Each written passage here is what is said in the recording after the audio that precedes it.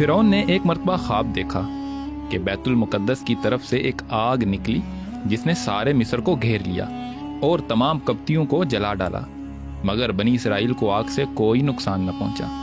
یہ عجیب و غریب خواب دیکھ کر فرعون پریشان ہو گیا تو اس نے نجومیوں سے خواب کی تعبیر معلوم کی۔ نجومیوں نے فرعون کو خواب کی کیا تعبیر بتائی، سیدنا موسیٰ علیہ السلام فرعون سے کیسے بچ گئے اور سیدنا موسیٰ علیہ السلام فرعون کے دربار میں کیسے پہنچ گئے، آئیے اس ویڈیو میں جانتے ہیں۔ سیدنا موسیٰ علیہ السلام کے زمانے کے بادشاہ کا نام ولید بن مصعب بن ریان تھا۔ فرعون تو اس زمانے میں بادشاہوں کا لقب ہوا کرتا تھا، اسی لیے ولید بن مصعب کا لقب بھی فرعون تھا۔ اس کا تعلق قبطی قبیلہ سے تھا۔ مصر کے جتنے بھی فرعون گزرے ہیں ان سب میں سیدنا موسیٰ علیہ السلام کے دور کا فرعون سب سے زیادہ بد اخلاق، سخت دل اور ظالم تھا۔ سیدنا موسیٰ علیہ السلام سیدنا یوسف علیہ السلام کی اولاد میں سے ہیں۔ آپ کے والد کا نام عمران ہے۔ بنی اسرائیل جو سیدنا یعقوب علیہ السلام کی اولاد تھے، سیدنا یوسف علیہ السلام کے دور میں مصر میں آباد ہوئے تھے۔ سیدنا موسیٰ علیہ السلام کے زمانے کا فرعون لوگوں کو لڑا کر ان پر حکومت کر رہا تھا۔ اللہ سبحانہ و تعالیٰ نے ارادہ فرمایا کہ اس کی بادشاہی ختم کر دے اور اس کے بجائے بنی اسرائیل کو حکومت عطا فرمائے۔ چنانچہ اللہ عز و جل نے ارشاد فرمایا، ان فرعون علا فی الارض وجعل اہلہا شیعین یستضعف طائفۃ منہم یذبح ابناءہم ویستحیی نساءہم انہ کان من المفسدین۔ بے شک فرعون نے زمین میں سرکشی کی اور اس کے رہنے والوں کو کئی گروہ بنا دیا، جن میں ایک گروہ کو وہ نہایت کمزور کر رہا تھا، ان کے بیٹوں کو بری طرح ذبح کرتا اور ان کی عورتوں کو زندہ رہنے دیتا تھا۔ بلا شبہ وہ فساد کرنے والوں سے تھا۔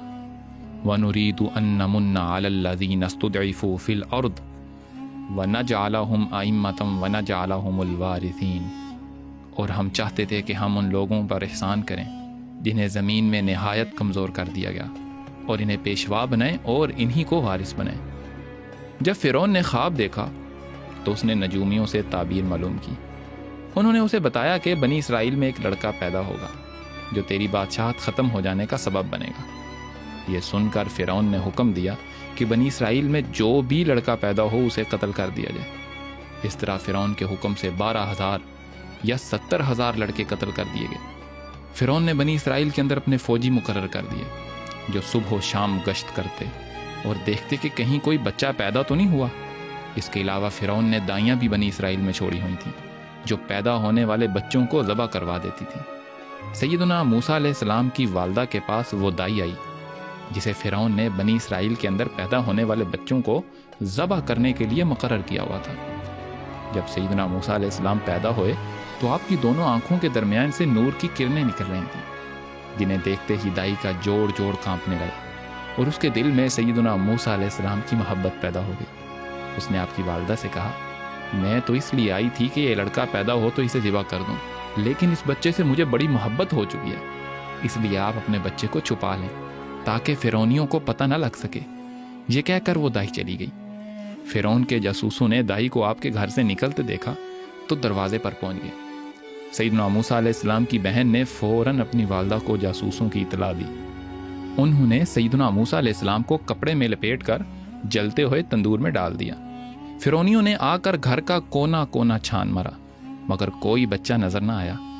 تندور کی طرف ان کا دھیان ہی نہیں گیا، وہ واپس چلے گئے۔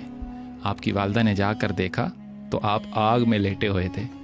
اللہ سبحانہ و تعالیٰ نے آپ کے لیے آگ ٹھنڈی اور سلامتی والی بنا دی تھی، چنانچہ آپ کی والدہ نے آپ کو تندور سے صحیح سلامت باہر نکال لیا۔ اس وقت خطرہ تو ٹل گیا مگر فرعون کے کارندے کسی بھی صورت پیچھا چھوڑنے والے نہیں تھے۔ اس وجہ سے ہر وقت خطرے کی کیفیت تھی کہ نہ جانے کس وقت فرعونی آئیں اور بچے کو ڈھونڈ کر قتل کر دیں۔ چنانچہ اللہ سبحانہ و تعالیٰ نے ارشاد فرمایا، اور ہم نے موسیٰ کی ماں کو حکم بھیجا کہ اسے دودھ پلائے، پھر جب تجھے اس کا خوف ہو تو اسے دریا میں ڈال دینا اور کچھ خوف اور غم نہ کرنا، بے شک ہم اسے تیرے پاس واپس پہنچا دیں گے اور اسے رسولوں میں سے بنانے والے ہیں۔